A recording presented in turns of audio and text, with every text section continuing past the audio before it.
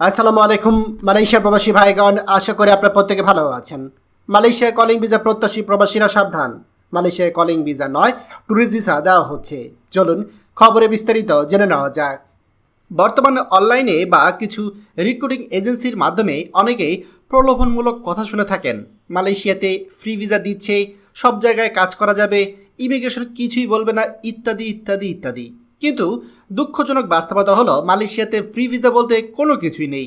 এটি নিছক একটি মিথ্যা প্রচারণামূলক প্রচারণা, যার ফাঁদে পড়ে বহু বাংলাদেশি শ্রমিক প্রবাসে গিয়ে বিপদে পড়েছে। মালয়েশিয়ার নিয়ম অনুযায়ী যে কোনো শ্রমিক বা কর্মী একটি নির্দিষ্ট কোম্পানির অধীনে ভিসা পান, অর্থাৎ একজন কর্মী শুধুমাত্র সেই কোম্পানিতে কাজ করতে পারবেন যার নামে তার ভিসা ইস্যু হয়েছে। এই ভিসা সাধারণত জেনারেল ওয়ার্কার বা কনস্ট্রাকশন ওয়ার্কার ধরনের হয়, যা নির্দিষ্ট খাত বা কাজের ধরন অনুযায়ী সীমাবদ্ধ। অন্য কোম্পানিতে কাজ করা বা ভিসার বাইরে গিয়ে কাজ খোঁজা সম্পূর্ণ অবৈধ এবং এতে ইমিগ্রেশন পুলিশ ধরলে জেল জরিমানা বা দেশে ফেরত পাঠানোর মতো ভয়াবহ পরিস্থিতি মুখোমুখি হতে হবে। যখন মালয়েশিয়াতে কলিং ভিসা চালু হয় বা অবৈধদের বৈধ করার সুযোগ আসে, তখন কিছু লোকাল কোম্পানি বা বাংলাদেশি এজেন্ট বা দালালদের যোগসাজশে বড় আকারের প্রতারণা চালু হয়ে যায়। যেমন সেখানে 20 জন লোকের প্রয়োজন, সেখানে তারা ভিসা নিয়ে আসে 80 থেকে 100 জনের। ফলাফল, কোম্পানি প্রয়োজন 20 জন, বাকি সবাইকে কাজ না দিয়ে তারা ফেলে রাখে। অনেক সময় বলা হয় নিজেদের কাজ নিজেরা খুঁজে নিন, আবার কারো কারো পাসপোর্ট ভিসা আটকে রেখে অতিরিক্ত টাকা দাবি করা হয়।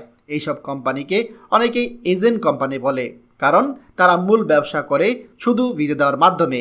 বছরে বছরে ভিসা নবায়ন করে টাকা নেয়, অথচ প্রকৃতপক্ষে কর্মীদের জন্য স্থায়ী কাজ বা নিরাপত্তা নিশ্চিত করে না। ভিসা নবায়ন না হলে ওই কর্মী হয়ে যাবে অবৈধ, যার ফলাফল আরও ভয়ঙ্কর। যেহেতু খুব শীঘ্রই আবার কলিং ভিসা চালু হচ্ছে, আমাদের প্রবাসীদেরকে সতর্ক হতে হবে। আমরা দেখতে পাচ্ছি যে কলিং ভিসার আলোচনা প্রায় কনফার্মের দিকে। ইতিমধ্যে নানা জল্পনা কল্পনা চলছে। এই সময়ের বেশিরভাগই দেখা যায় এই ভুয়া ফ্রি ভিসার বিজ্ঞাপন বা দালালের প্রলোভন এবং প্রতারণা বেড়ে যাবে। যারা এখনই সতর্ক না হবেন, পরে কিন্তু তারা কাজবিহীন, পাসপোর্টবিহীন বা অবৈধ হয়ে পড়ে যাবেন ভয়াবহ বিপদে।